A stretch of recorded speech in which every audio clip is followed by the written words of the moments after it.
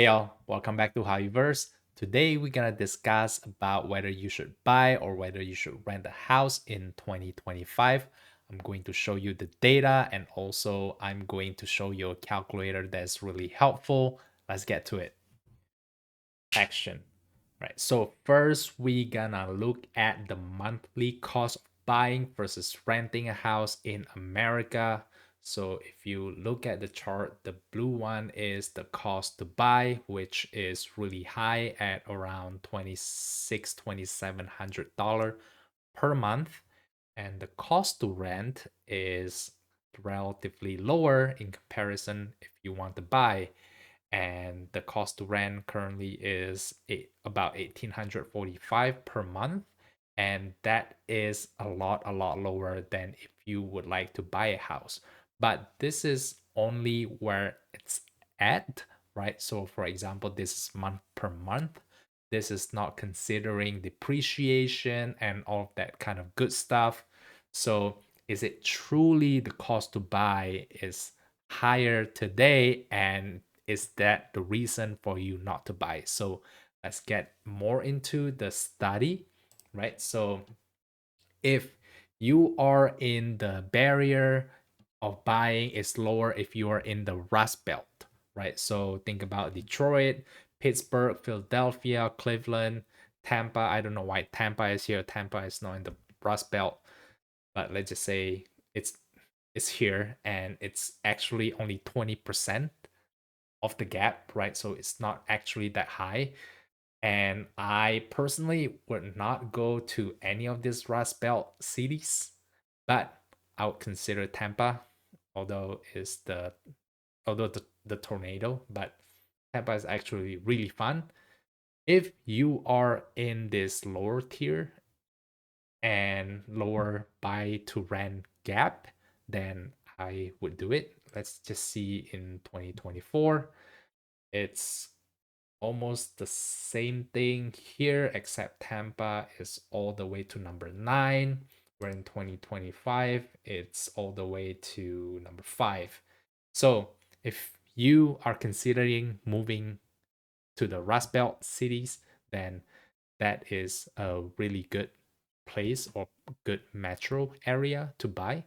However, if you are in the other end where you are in West Coast metros like San Francisco, San Jose, Bay Area, Seattle, Portland, Denver, Salt Lake, Los Angeles, Dallas is also here. Wow, that is really surprising. I know Austin would be here because Austin is really expensive. However, Dallas is, I was not foresee that. I did not see that coming. And 2024 Dallas is also here. Oh wow, Dallas is actually really expensive. The reason why Austin has been kicked out from top 5 is because Austin prices has come down by a lot. However, Austin is still, it was 86.5% 2024 and now is 87% in terms of buy to rent gap. So if you are in this city, just forget about buying. It's better renting and it's going to be better long term, right? So another table that I would like to show you is that again the top metro where to buy is cheaper is in Chicago. Miami is here, which is not in the chart, in the previous chart, and Tampa is also here. Memphis, Tennessee, Oklahoma City, Birmingham, Alabama, Indianapolis in Indiana. And where renting is cheaper, again, Bay Area, expensive area, Seattle, Salt Lake, Denver. Las Vegas is not here, which is good. And we're gonna look into Las Vegas area here. So I just found a house that is $565,000 on Zillow that is sold about a month ago. 3 bed, 2 bath, 1900 square feet. And so let's just say we're buying this house right now. In comparison, we are going to look at the places to rent. So currently, this guy is about the same square footage. It has 4 bedroom instead of 3 that we see in the previous Seoul house, and they are relatively the same. I think this house for rent is less updated, so it's more a little bit outdated.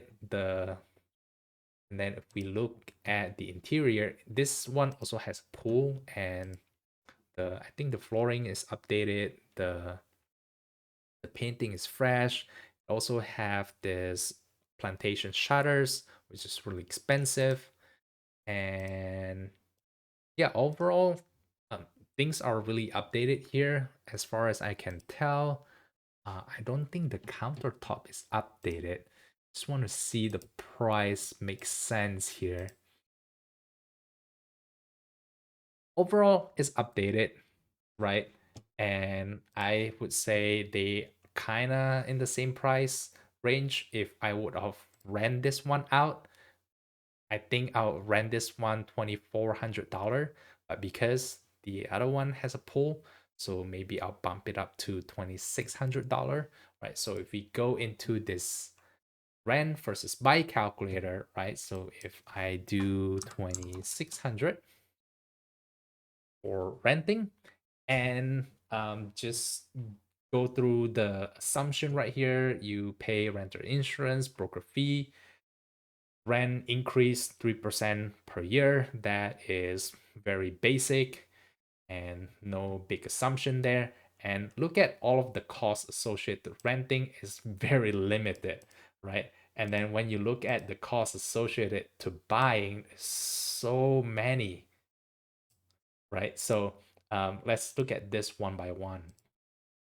So the purchase price, I put 565 as we saw previously in over here, 565. We put in 565, assuming 20% down payment with the current interest rate. This is assuming that you have a perfect credit score, and closing costs about 6%. Property tax in Las Vegas, Nevada is right around 1100 ish. So that's around where it's at. And let's just assume there's no HOA fee, additional utility costs that you had to pay, and additional repairs. I think this is a lot. This is kind of you're replacing the AC every single year, maybe half of the AC every single year, which is a lot. But let's just assume that's 1% yearly of the total price.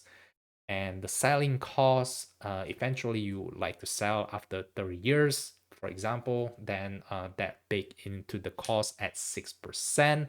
And the home appreciation 4.5%, which I think the long-term home appreciation is at around 3%. Let's just fix that so that it reflects the reality. And tax filling, assume that you're single. um, so annual tax rate. So this is basically taking the difference between what you buy or when you pay the mortgage versus when you take the difference of where you have to pay the mortgage minus the rent that you pay, and that difference go into the stock market that gives you 10% annual return rate, right? And the marginal tax rate, capital gain, this is actually a long-term capital gain at 15%, which is very basic, and general inflation rate, that's very basic. So what this chart is telling you is that buying is not going to cheaper anywhere in this in here, right? So buying is going to cost you a lot of money, right? Even in the 30 years. If you look at the table down here, for rent is actually only 104, and to buy is 161,000. So nowhere in the chart over the 30 years buying makes sense. I would like to show you the other side. This is not in Las Vegas, Nevada anymore. This is in San Antonio, Texas. So if you look at this house currently that is selling for $345,000, and I look at the equivalent house that is very similar to the other one that is renting for $2,200, right? So if you compare this price for 4 bedroom, 2.5, 2,043 square foot, and 4 bedroom, three is 2.5, 2043 square foot, right? So if you compare the two and just plug in the 2200 for the rent and the house price with the same 20% down payment, in this case in San Antonio is actually cheaper to buy. So yes, initially you incur all of this cost that you need to basically cough up in the beginning of the purchase price. However, if you look at year six, if you go to year six, it's actually flipped. So all of a sudden, renting is a lot more expensive in comparison to buying. So in 30 years from now, if you still renting, that will cost you $6.7 thousand versus buying $6.3 thousand per month, right? And if you consider this, if you are renting less than if 6 years, then you probably just rent because before 6 years, that's where the break even happens, right? Around the 5th to the 6th years. And if you do not foresee yourself to stay here for longer than 5 to 6 years, then it probably doesn't make sense for you to buy. However, there's a possibility to buy in a certain area in the US where buying still makes sense. In conclusion, whether if you should buy or whether you should rent, depending on the area where you are buying or renting, if you are in Las Vegas, Nevada, or in the area that has high cost of living like San Francisco or San Jose, it's probably not a good idea for you to buy. However, if you're in San Antonio, if you plan to live here or San Antonio for a longer period of time, then it's more likely for you to buy. Let me know in the comment down below whether if you want to buy or whether if you would like to rent after you see this calculator and you have plugged in all of the possible outcome in your case. And if it says that you should rent, however, if you still want to buy, tell me why in the comment down below. On the flip side, if you only want to rent for the entire of your life, then let me know why, because I would like to know that as well. With that, I'll see you in the next one.